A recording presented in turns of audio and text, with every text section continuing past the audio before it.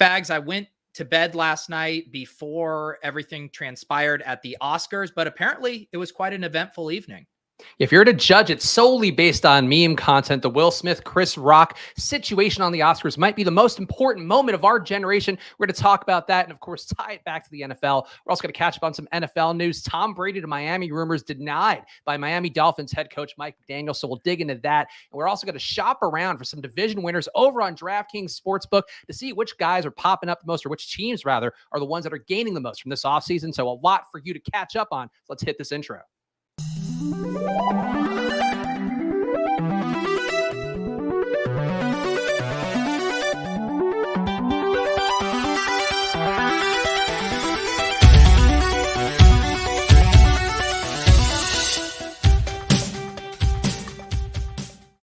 Hello, everyone, and welcome to another edition of Splash Play, the fantasy football podcast for every game under the sun. And once again, I am Chris Spags, joined by your friend of mine, Pete Overzet. And Pete, do I have to come up and smack you in the face to get the show going right? Yeah, it was so funny because I woke up this morning and I have my little morning routine now. I'm trying to get into some better habits, not around my phone as much. And Lauren runs down and she's like, "Did you see what happened on the Oscars last night?" I was like, "No, I haven't," because I haven't been around my phone all evening. It shows me the video. And yeah, it was.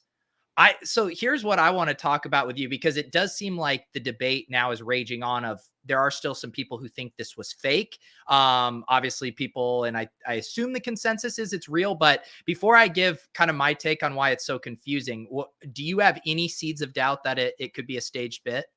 So at first blanch, I did think it was fake, and I was having to see in the main clip, and I was up a little bit later than Pete last night paying attention, but then actually tried to catch up on some sleep early. So I only saw the initial slap, didn't see the Will Smith speech. I think when you see the Will Smith Best Actor speech, it's hard to deny that the guy is just going through it a little bit now. It does seem more on the real side to me, but initially my instincts were that, the ratings have been sagging. There have been articles and lots of podcasts. I know The Ringer's been covering a lot with their movie podcast about how the Oscars are just so irrelevant right now, and how can you fix it? How can you get that genie back in the bottle? That it did seem entirely possible for it to be fake, just to kind of get those headlines. And it's a slap. You slap a guy in the neck. We know that from pro wrestling. It's not something that's going to tune somebody up too bad. So a lot of pro wrestling parts, I guess, going into that one, Pete. But I would say for me, initially thought it was fake, and then the more that I dug into it, the more I'm like, oh, this is real, and actually might be like kind of sad. Yeah, I mean, everything from Chris Rock's reaction made me think it was very real. He is a consummate performer, a guy that can roll with figuratively any of the punches there. The reason I had a seed of doubt was because, to me, I'm guessing Will Smith knew that like a closed fist punch would not fly as well with the jury of his peers. And, everyone just kind of let him stay in the building and stuff. So the slap in that regard, I guess, made sense. But to me, the most likely real thing would have been a shove. You know what I mean? There's something vaudevillian and silly about a slap, which is, it's like when guys get in a scuffle, they either go for the shove, they go for the legs to tackle someone, or they just cold clock someone with a closed fist. And so that's the only reason I'm like, the slap, that doesn't actually demonstrate to me just like pure rage. Like if it's me, I think I'm going for the straight push. I'm just pushing little Chris Rock right over there. So there's something about the slap that just felt a little off to me. Well, I mean, yeah, the slap is like historically when you're challenging a guy to a duel. It's like when you slap somebody in the face, or you take your glove off and give him that glove slap. So I'm with you on that. Like that was the one thing that seemed a little bit odd to me.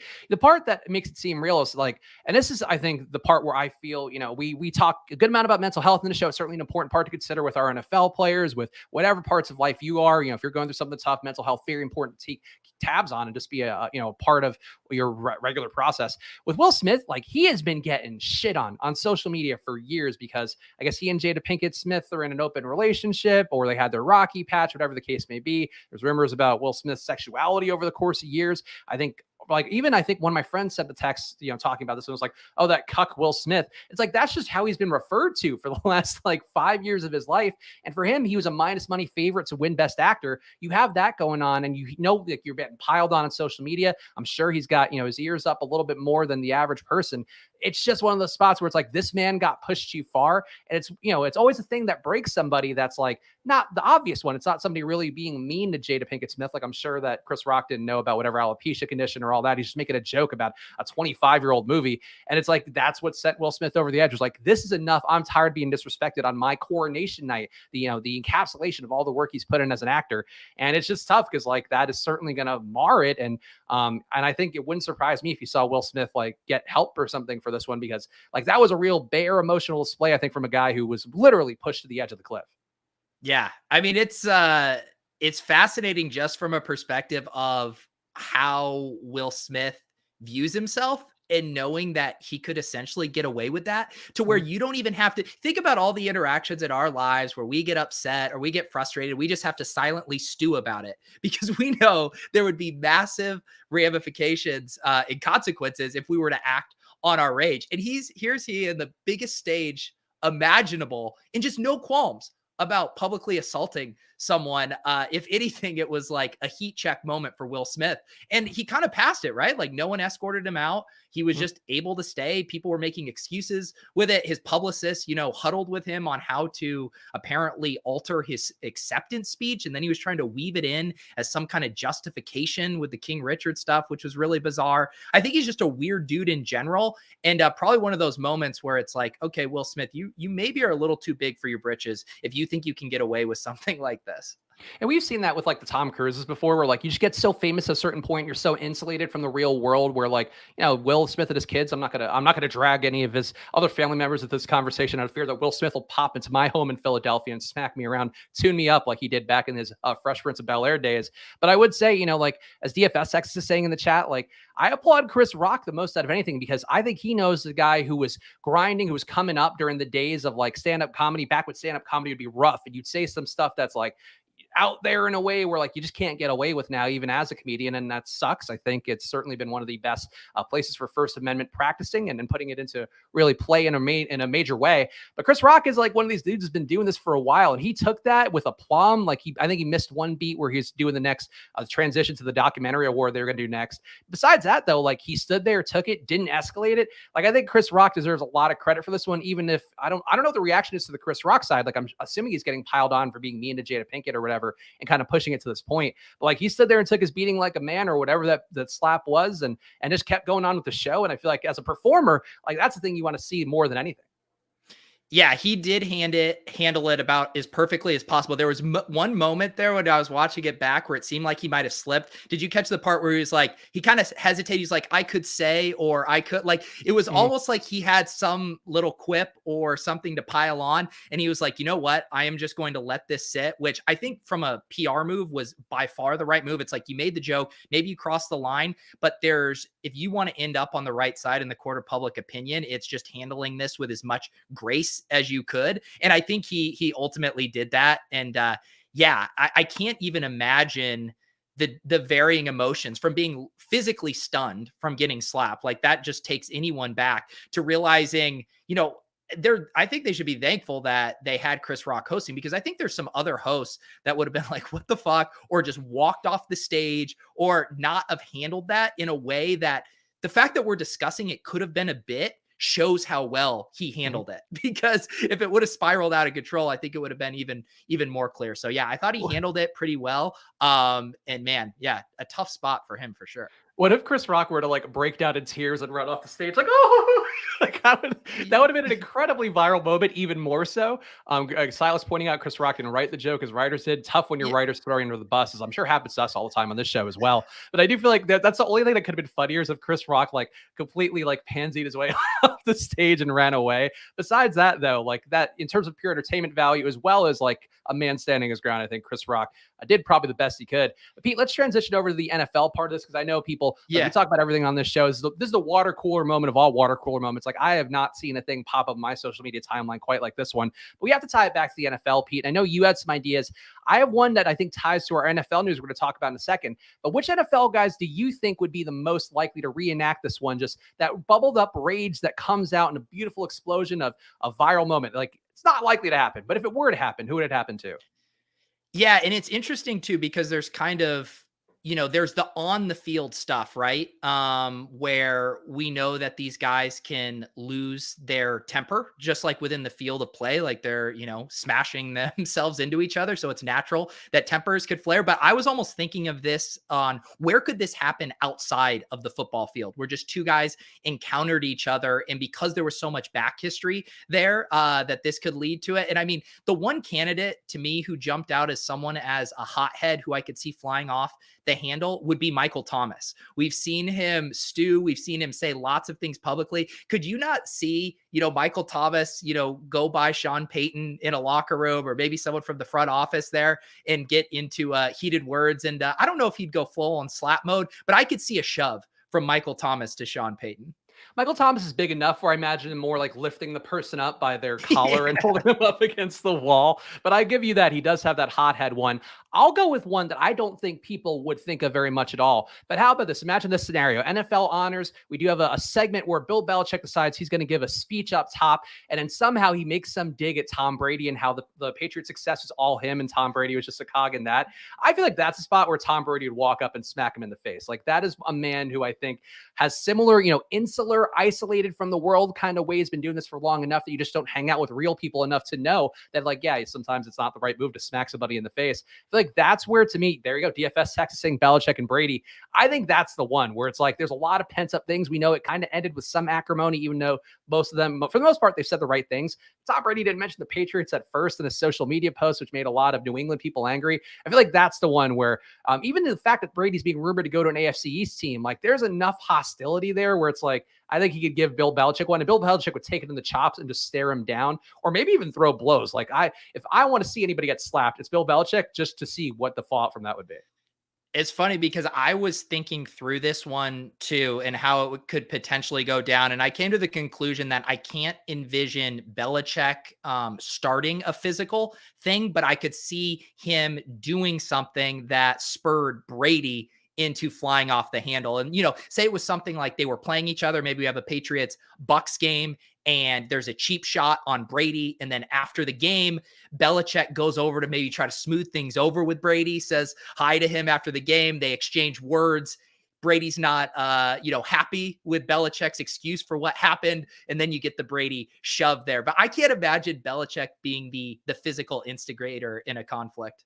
No, certainly not at his age and this point of life. I think he's more likely to have something slip out of the tongue. I'll throw one more in the mix, and I don't know who the other half of the slap E would be. This just feels like a Tyreek Hill thing, like him just walking up and smacking somebody because they say something, maybe a joke about his previous scrapes of the law. But I think that's one that, to me, just I was like trying to figure out who it would be because like he likes Mahomes. They have a good relationship. Hard to sort of say. There's that kind of acrimony like a Belichick and Brady has, or even a Devontae Adams and Aaron Rodgers has had. But I feel like Tyreek Hill, just in terms of wild card potential, a guy who could have maybe a weird time in Miami. And then NFL honors. I'm just thinking about NFL honors as the Oscars, which I think is probably the best praise anybody's ever given out to the NFL honors ceremony. But I feel like Tyreek Hill is just the kind of guy that at some point in life, it will not shock me if he has a physical altercation in public once again, just because he's been tucking that one away for too long. At a certain point, Pete, you got to feed the beast. It's within Tyreek Hill. Is bad choice. I was trying to swerve from those. Someone mentioned Kamara in the chat. The people that actually have, on the record, Joe Mixon physical, being brought up by DJ Local. Yeah. So I was leaving the low hanging fruit to you guys. Another more recent and maybe topical one in the news.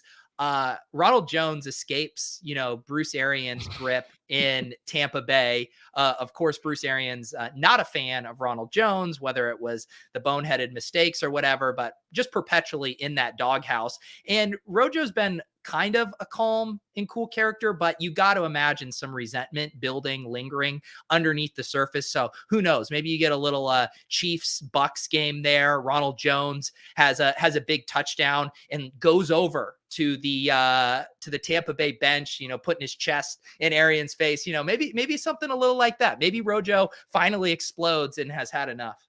Well, I know NBC Sports Edge has been getting some quality access lately with the work they've been doing. I feel like Pat Corraine maybe being in an event with Bruce Arians might be the more likely outcome of that. Just going, why did it take you so long? Why have you wasted years of my career on that front? Either way, though, it seems like unlikely that an NFL is, of course, such a high caliber league of professionals out there who would never do such a thing. I'm sure we'll never get to that point, but definitely one of those moments, Pete. Like, I don't think we could do this show today without talking about Chris Rock and Will Smith, just because there are so few things at this point with how diluted media is where it it completely like saturates every aspect of media. And I feel like this is one of those things where like if you're covering it and you're like a basketball podcast today, like I get it because like you just kind of have to hit your notes to get your take out there. Yeah, I know. I when I logged onto Twitter this morning and I saw every potential iteration of a slap joke had already been made, I was kind of grateful to have slept through everything. But I will say, talking about the NFL beefs, it's still, and I know this isn't like some crazy unique thought, but whenever I see just a classic hockey fight, drop the gloves, go at it, it blows my mind that that's still part of the game, that they just never have gotten rid of that. Because you think even in the NBA, in the NFL, the NBA especially, those guys can't even step from the bench onto the court without risking suspension. And in hockey, the refs just got to stand by and let these guys, go at it with each other. Can you imagine a version of the NFL where it was like, yeah, just take off your helmets, just square up at the 50-yard line and let these guys just duke it out for like 3 minutes? That's honestly though, like that's what another league should do. Like we were going to be talking about the USFL. A lot of people are already asking Pete for your USFL cash game shell. I'm sure we're going to dig in more on that stuff in the coming weeks here. The XFL as well. Certainly a league that's done some avant-garde things, especially the initial version where they were doing that scramble for the ball thing. That guys kept having rotator cuff injuries, diving to get a football for possession to start the game. But I feel like if you're an alternate league, like, and you want to really make a hit going, like we have bare knuckle fighting MMA now that people are doing and paying money for. Like, why not do the football version of that where it's like, yeah, like let's go lawless. Let's do the vision of it that was like people had in sports media in the early 2000s, late 90s, where, oh, these guys are celebrating, they're getting out of hand, they're a bunch of criminals. Like, fuck it. Just like let them go out there and beat the shit out of each other for real. Like, what is stopping some league out there, Pete, besides, I guess, better sense, concussion protocols, concussion lawsuits, not us running a league? I feel like there's a lot of things perhaps that could be holding them back. It does seem like something the XFL could have done, where it's almost like you leave your helmets on. Let's try to keep some kind of concussion prevention formalities here, and then just have them put on boxing gloves. It's like the two guys meet, they each get their gloves and just give them like 30 seconds of throwing haymakers at each other. I'm guessing that the XFL, if anyone, would have explored that. Although I guess you could also say the XFL kind of buttoned up this time around. They were trying to get rid of some of the more overt antics. But yeah, it blows my mind that hockey, and it shows just how powerful like inertia in culture is, where I'm sure there's people high up in the NFL or NHL that are like, this is just what the sport is. Like, if you take this out of the sport, it's no longer hockey. And so they're like, all right, I guess we'll just keep allowing this. But it's just weird thinking about how hard it would be to integrate that into another sport versus removing it from hockey. Ivan makes a good point. Fan-controlled football. I know, Pete, you have Jack Settleman, one of the team owners of Fan-Controlled Football. My old content buddy, Drew Austin, one of the owners of the same team. We have enough levers here where if you really want to control football as a fan, I feel like letting these guys hitting a button and going, punch that dude in the face for being a jerk to you. Like, that's the ultimate fan control is these guys really reenacting your own personal vengeance on fellow players on the field. I think if they want to go to the next level and want to really be an NFT that we can all place our bets behind, Pete, fan control football allowing fights, I feel like just a natural next step. Yeah, although as a natural next step, it feels more like a natural return to like the gladiator days where the fans are controlling the people who go into the Coliseum and fight each other. I don't know how far we want to revert back to, being barbarics. Great point. We should kill the losing team every single time that happens. Tough to staff up a league, though, if you do that every week. Yeah. Yeah. As Robert says, it's certainly grandfathered in because I can't imagine a new set of NHL bylaws would ever be able to include that. All right, so we had to talk about that one so bad that I skipped all the plugs on top. So make sure you go over to footballoutsiders.com today. If you want to subscribe, we're still doing packages over at footballoutsiders.com/subscribe. But really, more than anything, I'd recommend checking out some of the articles on there. Pete on Friday talked about our USFL previews going on with our guy Brian Knowles, who's really digging as deep as anybody out there just to find something to talk about the USFL, some interesting tidbits that could help you guys make some decisions when you are building lineups or placing bets on there. We are covering the offseason as well for the NFL in about as much depth as you can possibly find out there. So go to Football Outsiders, go check them out. Just click around on some articles, have a good time, get that page view count up. That's what would bring me joy. And also make sure you are subscribed to the Peach channel, subscribe to the Splash Play channel as well. We're having some meetings this week trying to figure out how we can make improvements there that'll help keep the community going here on Peach channel while also starting to extend a little bit further with what we're doing with Splash Play. So please just get in there now, go subscribe on YouTube, and make sure you are subscribed to the Peach channel as well if for some reason you are not. And hit the like button on both versions of the video as well. Helps us out a bunch to get there. And actually, Pete, I don't know if you know this because we didn't talk about it. we actually had our most viewed reel ever on Instagram over the weekend. And you want to guess what actually, you should know, I think, but you want to guess what segment it was that was popping off a little bit as a reel? Yes, it was probably one that I refused to retweet, us speculating about Kay Adams and CJ Uzoma. It was in fact that the people demand more Kay Adams content. It's honestly weird because Kay Adams like is a very prominent personality within football. She's on Good Morning Football and NFL Network every day. So like there's a lot of gifts out there. I know I saw at one point on Reddit there was one of her like smacking a ruler that people were like creaming themselves over because of course sexualize women left and right. That's what we do on Reddit. But I would say like overall, Pete, like it's surprising to me the lack of Giphies that are out there of Kay Adams. Like I went to Giphy search to just sort of try to find something to throw in there. The only Giphy I could find of Kay Adams was her dabbing, which like, fine, I guess. But I was just surprised that there was not like the moon has not been covered with Kay Adams content in a way that maybe that's what made that real spike, as people were like, finally, there's somebody out there brave enough to talk about how attractive this female personality on a football telecast is. I can't believe your follow-up to this. I thought you were going to talk about something with Instagram stories, and it was about how you can't find gifs of her on there. I will say, there's an art to getting those gifs searchable with some of the sites and the way it works with the tagging, and then they have to be used X amount of times. So maybe her fan base just isn't savvy enough to be, publicly uploading those and, optimizing them from a GTO standpoint. Yeah, maybe there are too many boomers who are fans of Kay Adams. I don't know. Prove me wrong out there. Get some good Kay Adams gifts in the mix, and I don't know, make for better reels. Now that we know that really this show has really been a long con just to make it a Kay Adams fan podcast. I'm sure is what we're pushing towards. But Pete, it is time here where we need to dig into some NFL news. There's one item that I guess two items we talked about that we teased up top. I feel like we got to hit on the Ronald Jones one first because it's actually a player news item. Ronald Jones officially signs with Kansas City. He was rumored on Friday. Ended up being a thing that was real, and we know this is going to be something that affects that backfield. Darrell Williams, CEH have been getting their share of work. Jerick McKinnon came on strong in the playoffs last year as well as leading into the playoffs. And this spot overall, a little bit murky, but I know some people out there that are very sharp are talking about Ronald Jones being the best pure rusher out of that backfield now. So what's your take on this? I'm sure you had one in the Fantasy Life newsletter as well, but tell the people how are you viewing Ronald Jones in Kansas City? Yeah, I mean, I think anywhere other than Tampa Bay was going to be an upgrade for Ronald Jones, just because there's never any upside for him. Even in the case of injuries, they were always going to bring in someone else to be the pass catching back, and so his path to success was really narrow in Tampa Bay with Bruce Arians specifically. So to now go to one of the best offenses in the league, I think it's probably one of the best landing spots. CEH, the incumbent, has underwhelmed at every step of the way. So that doesn't seem necessarily like a big hurdle. And then on top of that, Jerick McKinnon and Darrell Williams, who I think are both solid at what they do and provide. They're both still free agents right now. So I think there's some uncertainty with that backfield. And I think this is one of those situations where I think Ronald Jones will have a role right out of the gate, getting, I don't know, I would assume 5 to 6 touches a game. And then I think the contingent upside in the event of a CEH injury or him just outplaying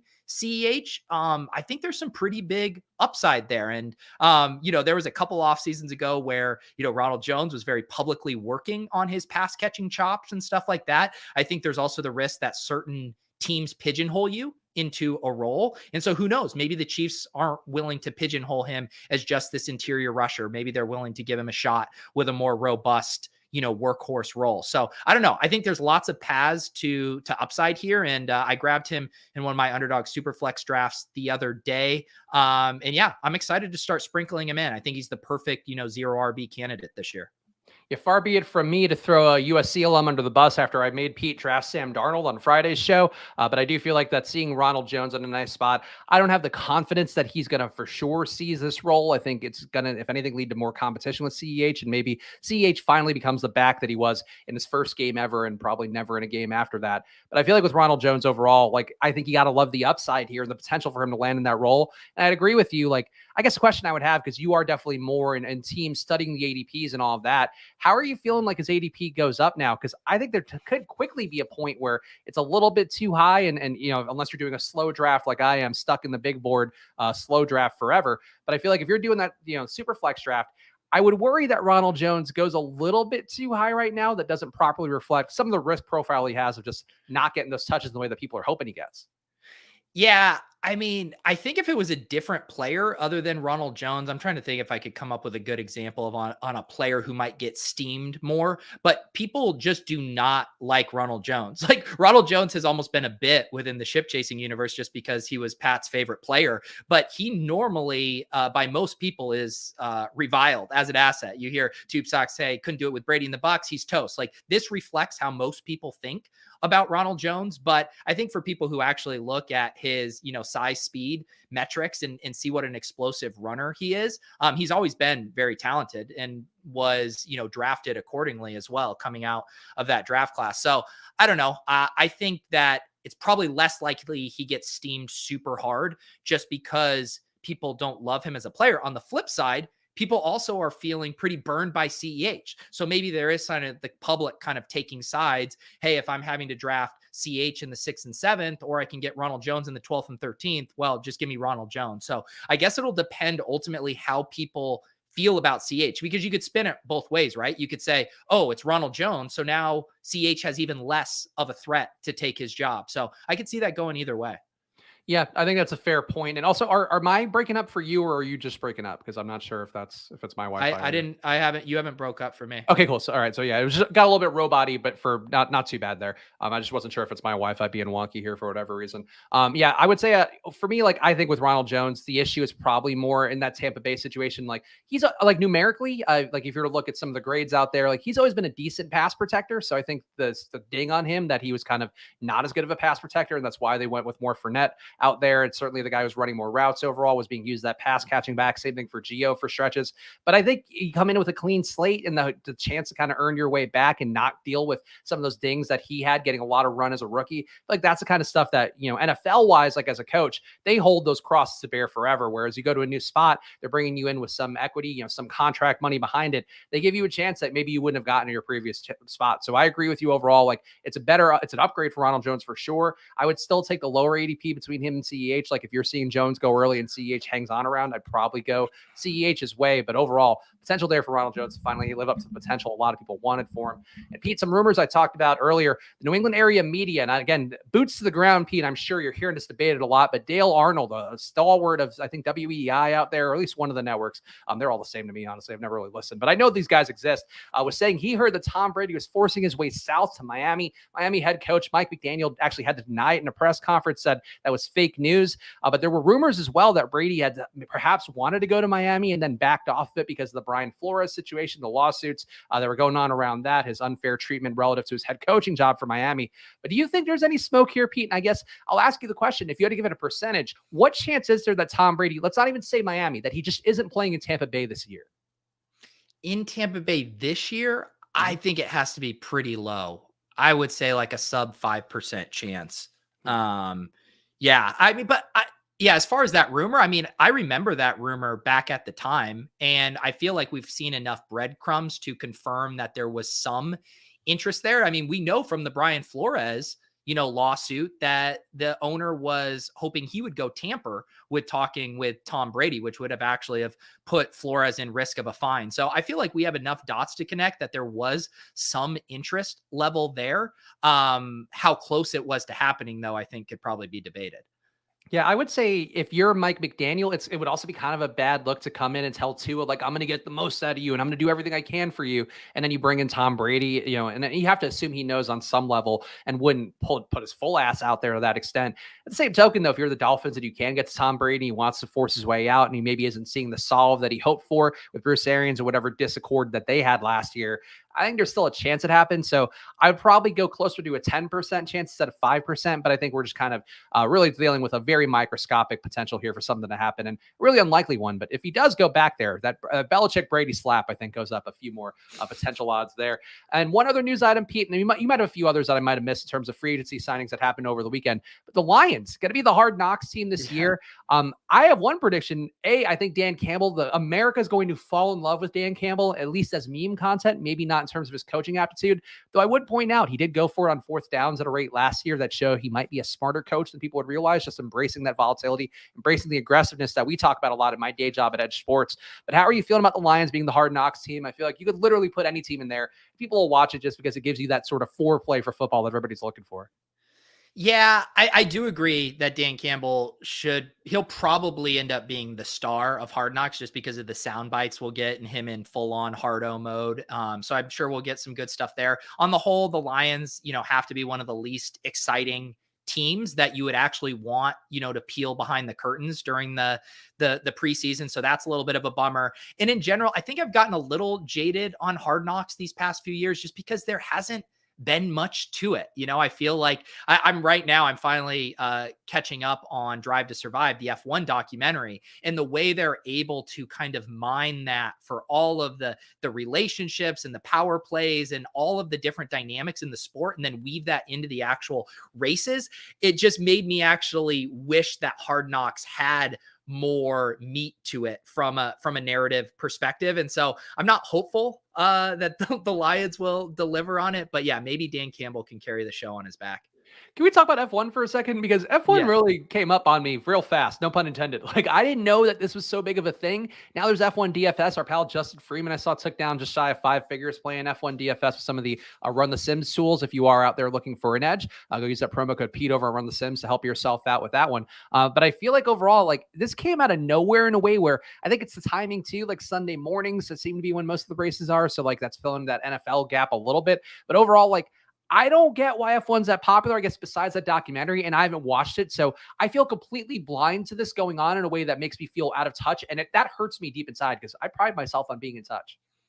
Yeah, my relationship with it is I had watched like just 1.5 episodes of it a while back when people first started talking about the documentary, and then we just bailed on it. I just didn't quite get hooked. And then with the announcement with F1 DFS and everyone talking about it again, and just seeing how obsessed people were. I know my other kind of canary in the coal mine was Ben Gretsch with his Omni Fantasy. He was forced to add F1 because the chorus of people saying you have to add this was so strong. So I was like, the storytelling on this must be incredible, because I really don't think it was just everyone falling in love with the sport of F1 and not realizing that Formula One was some great thing. Like, the reason this interest is here is because the storytelling on that documentary series is so good. Like, the sport itself is fine, but it's the way, the dynamics, the way there's two drivers on each team and how there's this competition between the drivers within their team themselves, much less within the organization. And there's so much money at play and all of this other drama that they just tell the story so well. So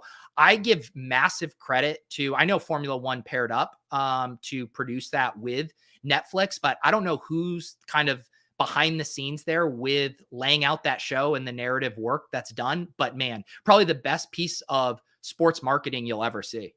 Yeah, cars make for really good visuals. I feel like that's why you always see the racing game as part of like the new Xbox console or new PlayStation console. They have their stuff they go out to show, the graphics, and it looks beautiful and all of that. But I do think, like, overall, like, if I were the USFL, and candidly, like, I've talked to USFL, we've had a few meetings with them with my day job, and like, they seem like they're doing a lot of interesting stuff.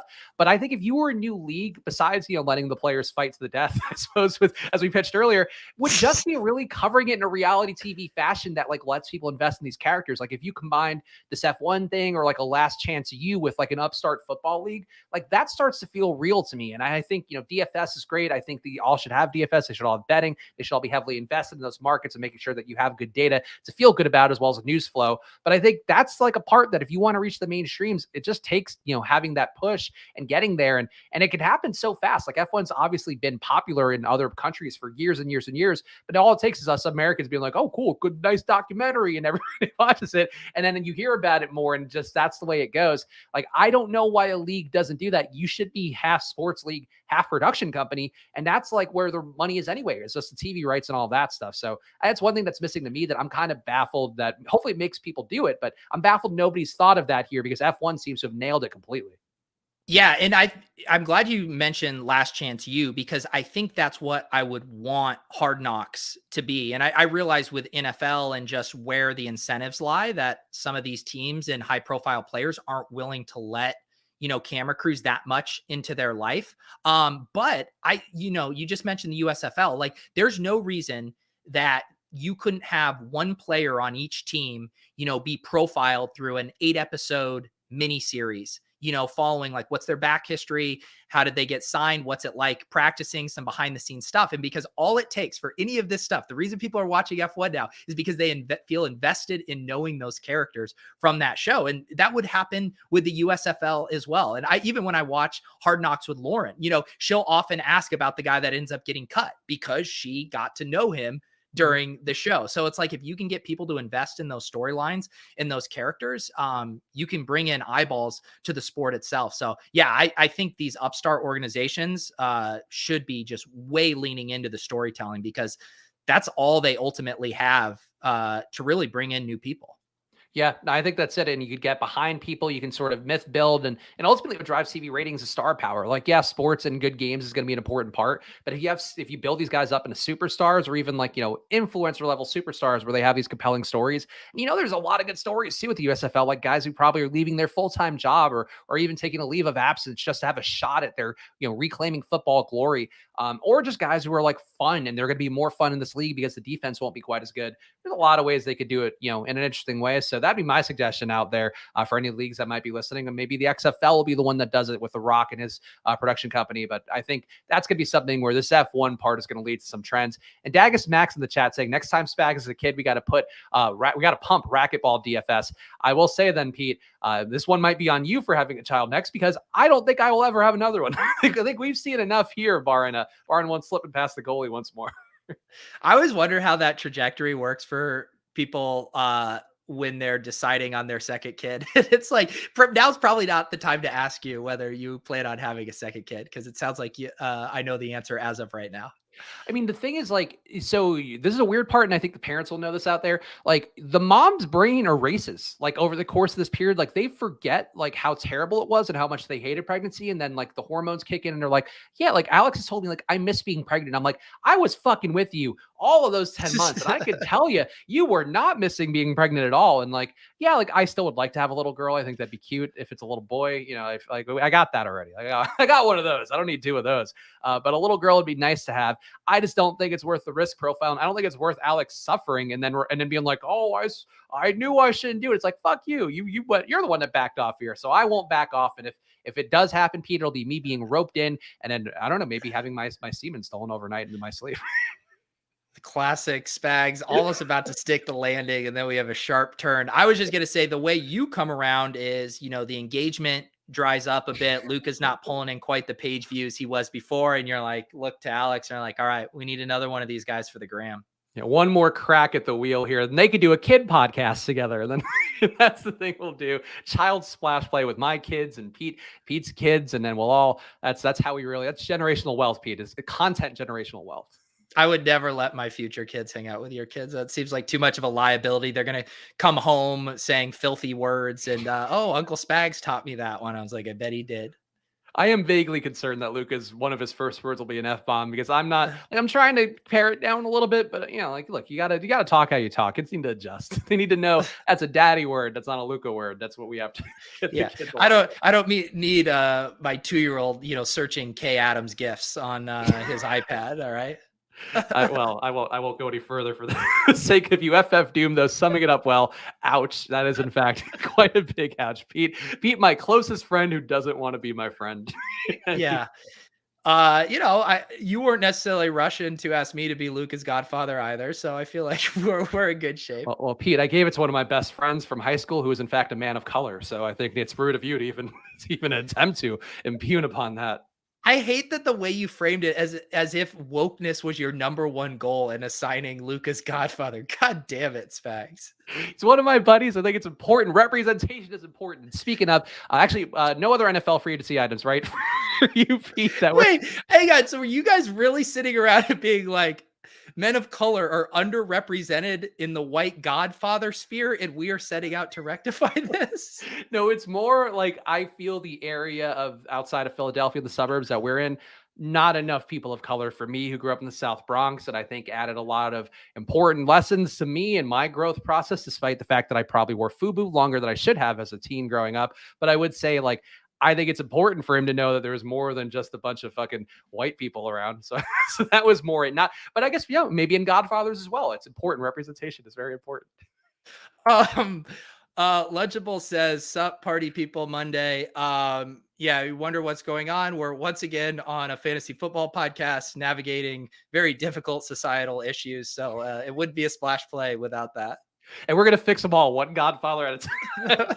That's what we're doing. But let's dig into the thing we meant to do because we wanted to talk some division winners here. And this is one that Pete, I'm not sure how we can do the way that I would like to because I think it'd be fun if we both did guess the lines.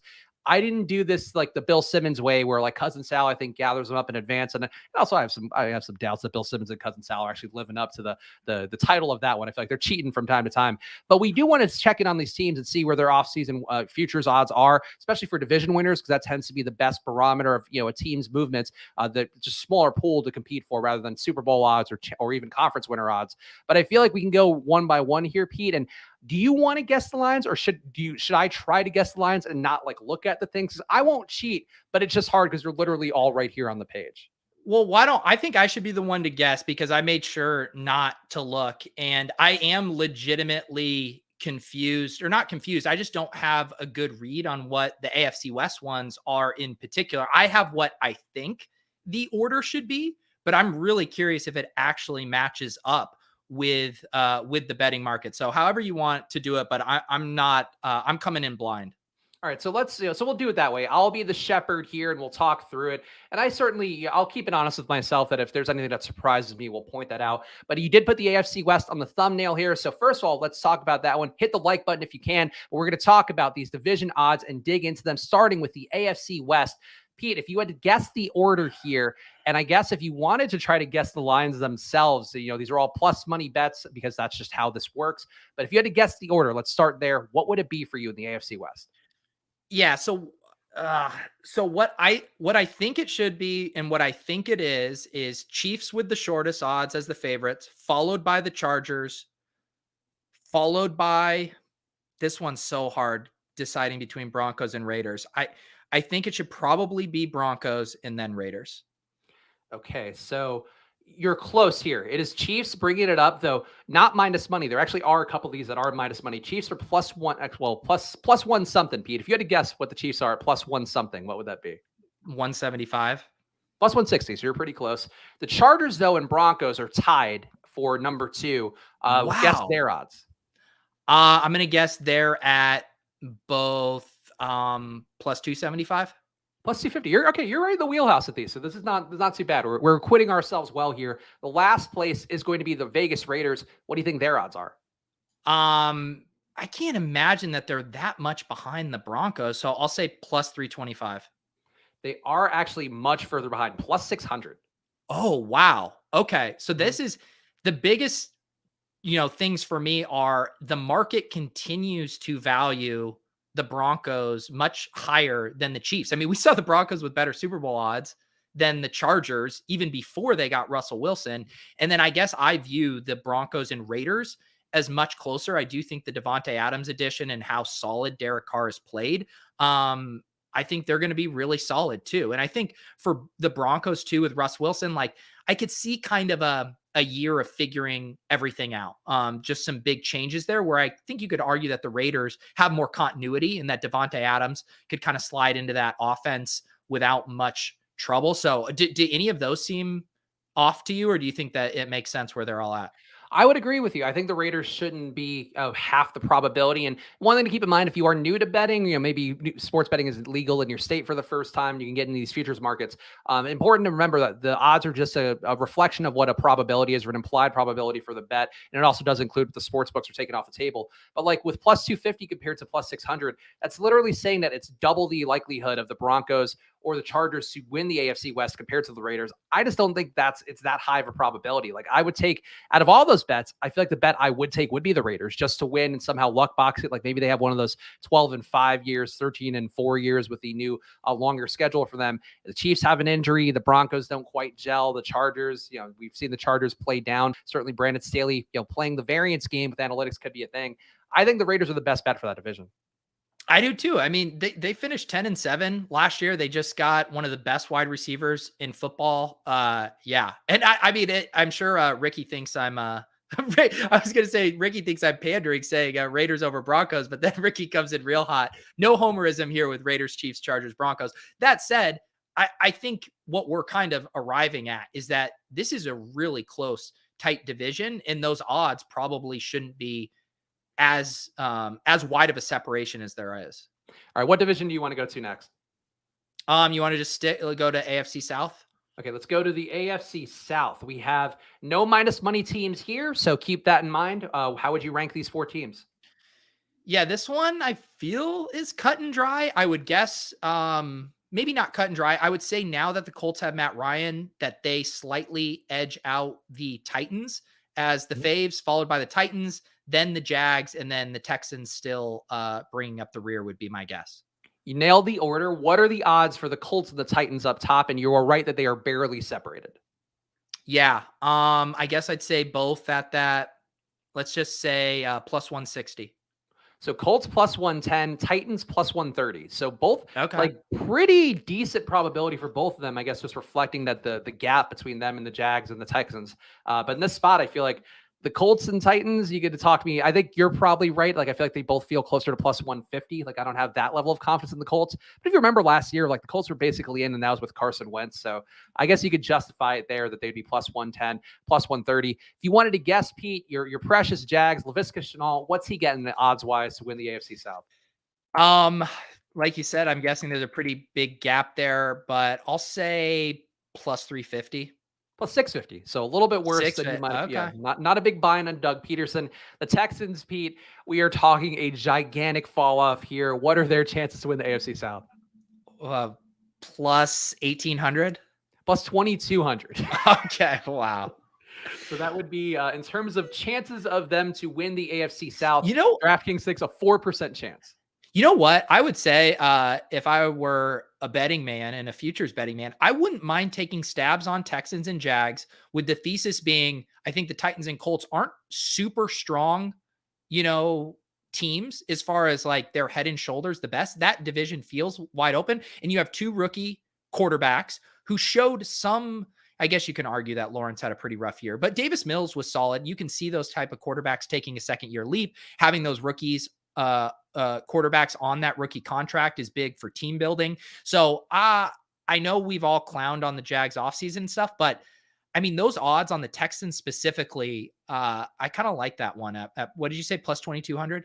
Yeah, I honestly feel like taking all the like really deep dogs in terms of the divisions here might be a move that would pay off. And I don't know the confidence level, and I can't run the calculations in a way that I'd feel comfortable with advocating fully. But if you had a lot of money in your sportsbook account, like, or even, you just want to willing to play and let your money hold for another, 9 months, I guess.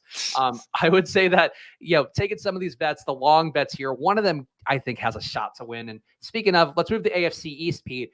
This is our first one with a minus money potential division winner. Who do you think it is? Yeah, it has to be the Bills. They're the Super Bowl favorite. And then I'm going to guess. I assume after the trade for Tyreek, Dolphins. I would have guessed Dolphins and Patriots were kind of close, but I'll say Dolphins, then Patriots, and then pretty far behind the Jets.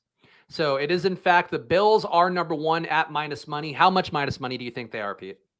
I bet it's like minus 250. Minus 190, so a 66% implied probability on that one. The Dolphins and Patriots actually tie it at plus 400. Okay. That makes sense in that the Bills just have such a big gap on them. Yeah, I guess I was probably undervaluing the Patriots, and all those things I was just saying about the rookie quarterbacks in the AFC South certainly applies to Mac Jones as well. Yeah, I think I would take Dolphins over Patriots in like a head-to-head win bet for this year, but it makes sense that their odds are similar. And then the Jets, again, a distant fourth here, and you've been nailing the rankings of these teams so far. What do you think the Jets' odds are to win the AFC East? I bet they're even worse than the Texans' odds just because it's a tougher division. I'll say they're plus 3,000. Plus 2,500. So you were right. Worse than the Texans, not quite that bad. It does seem like in terms of winning a division, the Jets are actually the lowest out of all of the potential division winners. So not a lot of respect for the changes they've made, not a lot of respect for the growth of Zach Wilson. But I think I honestly wouldn't mind taking that. Plus 2,500. It does seem unlikely that they can top the Bills, but I just feel like that there's still a little bit of value on that bet, if not as much as the Texans had. Yeah. Right. What do we have left? The AFC North? AFC North, we got the Browns, the Bengals, the Ravens, the Steelers. What is the order of those teams? Yeah, this one is fun in that I'm pretty confident Bengals are going to have the shortest odds and be the favorite. I'm pretty confident the Steelers are going to be last. They have the most murky quarterback situation. Even though the Browns got Deshaun Watson, just because there's uncertainty about how many games he would play, I'm going to say that the Ravens have the second shortest odds. And then so it would go Bengals, Ravens, Browns, Steelers would be my guess on order. So it is, in fact, Browns, Bengals, Ravens, Steelers. And this is a close one. And the Browns one, I'm a What? little perplexed by. They must think that Watson's not going to get suspended. This is all out of whack. They have Browns over the Bengals. Yep. That's What do you think the crazy. differential is? I mean, what now I don't even have a guess if that's the case. Maybe is the difference just 100? So it's Browns are plus 175, Bengals plus 200, Ravens plus 225. So they're expecting a pretty close grouping there, Yeah. which I could see the case for. It does feel like the Browns are maybe getting steamed up a little bit by Browns bettors would be my thought. Like Browns guys were like, oh yeah, like we finally got a QB, because like that plus 175 doesn't make the most sense to me, accounting for Watson probably losing 2 to 6 games, and it should be the Bengals. I would agree by a pretty wide margin. Yeah, I do think that these are probably not the most efficient lines just because they're not two-way markets where people can short or take the opposite side of it. But man, that seems like a mistake to me. I would definitely like to make head-to-head bets on Bengals versus Browns to win the division and Ravens versus Browns to win the division. I'd feel pretty good about getting it in against the Browns there.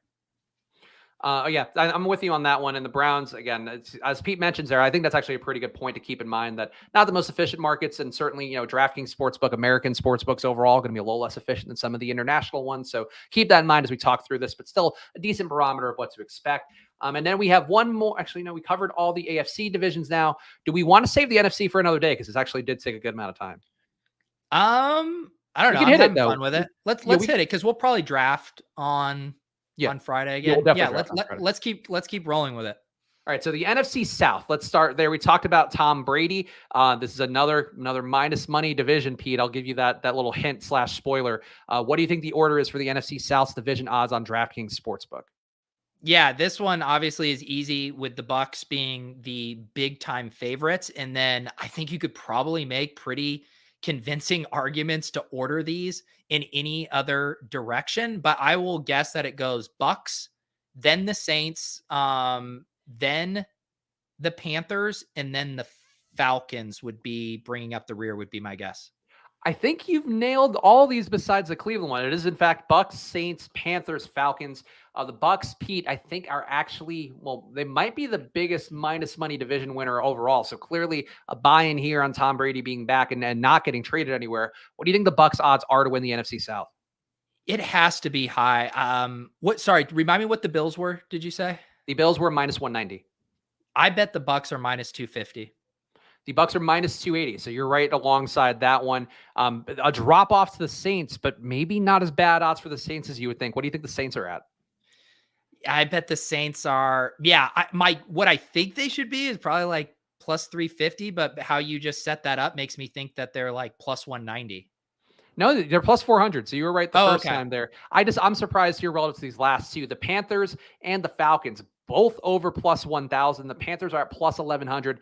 Falcons at plus 1,300. And I could see that one, man. And again, I don't mean to keep citing Bill Simmons as I'm on the show today, but if ever there were a team, a nobody believes in us team, the Falcons adding Mariota, maybe adding another weapon in the draft. If they don't take a QB, they can add one of the elite receivers. They shouldn't be plus 1,300. I think they're less rudderless than the Panthers are right now. Certainly losing Matt Ryan, not great, but they've got stuff. I mean, the reason they're so far down there is, you can look at all three of those quarterback rooms, and sure, you can make a case, Winston, Mariota, Darnold, but I don't think there's any given that any of those QBs I just mentioned are for sure the week 1 starter, much less the week 16 starter. Basically, I think these teams are going to be looking at the draft. I think there could be a lot of movement here. And so it makes sense that this is a little shuffled up. And if anything, I would want to short the Saints because I think they're probably on more uneven ground. I think the Saints are closer to the Falcons and Panthers than they are to the Bucks, I guess, is what I would say. Okay, I think that's a reasonable take. NFC East, we got another minus money team on top. What are your rankings for the NFC East futures here, Pete? Yeah, I assume the Cowboys are Mhm. up there with a pretty healthy margin. I'm going to assume again the Giants are last, and figuring out the Eagles in Washington is kind of interesting. Man, me as a fan, I feel like the Eagles are going to have a better year, but my guess is the betting markets are respecting Carson Wentz slightly more than Jalen Hurts. So I'll guess it's Cowboys, Washington, Philadelphia, New York. Cowboys minus 115, Eagles plus 350, Washington plus 400, Giants plus 650. So really not that far off. They're expecting this to be, I mean, which the NFC East is a lot besides, I guess, this last year. Like it does tend to be a little bit of a quagmire there. These teams trading wins and being barely above 500. But I guess the Cowboys talent loss means that this kind of flattens out a little bit. I don't hate the Giants at plus 650. I got to be honest. If Dable comes in and does something real with them and Daniel Jones, amounts to anything, they could take this division, and the Cowboys have lost so much talent. Yeah, I do think the Dayball narrative is strong, but it's just, I don't know if you can fix Daniel Jones, where I still think, and maybe I'm just too far in the bag just because of DFS and his upside, but I'm still a Jalen Hurts believer. I still feel like if everything could kind of actually click around him, maybe they get one more skilled pass catcher there. I still think the Eagles have the highest ceiling of any of these non-Cowboys teams. Yeah, I would agree. And I see that we in the chat, Sam Berman saying the Eagles plus 350 seems like a great bet. I do agree with that overall. Like you talked me into a couple of these teams. The Commanders with Carson Wentz, I think I would value as the lowest out of all of them. Just in terms of what the bet odds are right now. But Dable taking a jump and making Daniel Jones take a jump, that entire team, basically running their bootleg version of what Buffalo did, I think is interesting. But the Eagles, like we saw them really lean in on Jalen Hurts and figure out what to do with him and mitigate that risk. Maybe they open the playbook up a little bit more, but still in a way that's conservative enough to not open them up to the bad parts of Jalen Hurts. There's a lot of pathways here, I think, for the Eagles to win. So I think the Giants are my favorite bet, but I think the Eagles actually winning the division, probably a higher likelihood than it would seem. NFC West, I'm not going to spoil anything for this one for you, Pete. What do you think these rankings are, and what are the odds for the number one team? Yeah, this one I feel, again, a similar pattern emerging where I feel pretty confident the Rams are the favorite by a good amount and have the shortest odds. And I feel very confident that the Seahawks have the worst odds. I think that, man, public sentiment was just so low on the Cardinals to finish the season that I really think that the betting markets, I think they're going to be super close. Cardinals and Niners. I'll say Niners have just slightly shorter odds as the second favorite in that conference or division. Do you think the Rams are minus money or plus money? I think they're barely minus money.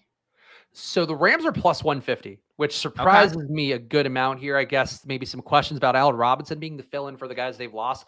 The Niners are number 2 at plus 180. So they are not far off at all.